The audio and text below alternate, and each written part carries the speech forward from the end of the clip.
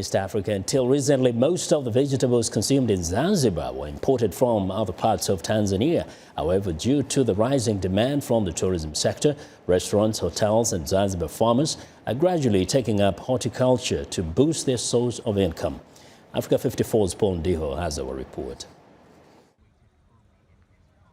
The semi-autonomous island of Zanzibar is home to over 1 million people, the majority of whom are subsistence farmers. Over the last 20 years, the tourism industry has grown exponentially, overtaking what was once the backbone of the nation's economy, agriculture. Nearly 80% of the vegetables used on the island are now imported from other parts of Tanzania.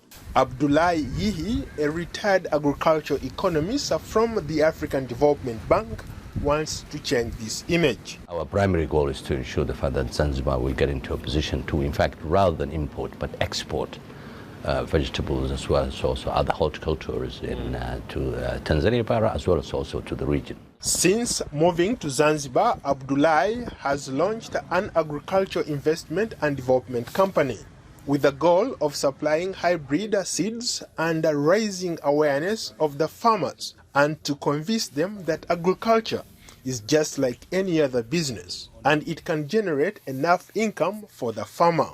Relying on hybrid seeds is something that initially has not been accepted by the local farmers, but now that they have seen the results, that they have seen the level of productivity and they have seen the level of quality of the outputs coming from those plants, they have realized that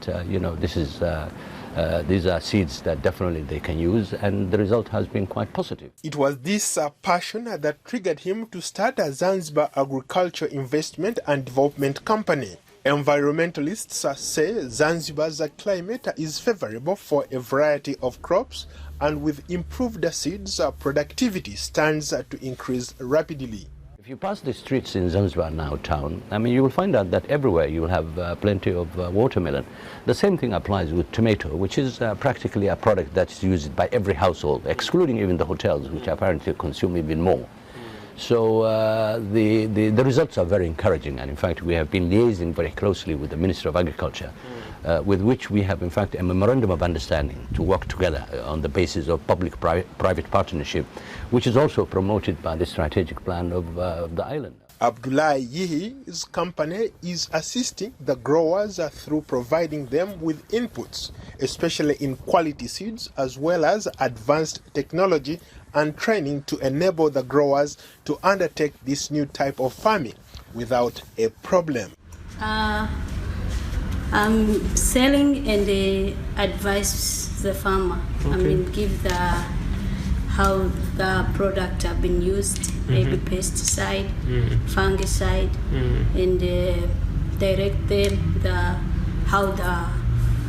disease, how to control the disease by using the pesticide, and also how to maintain the farm.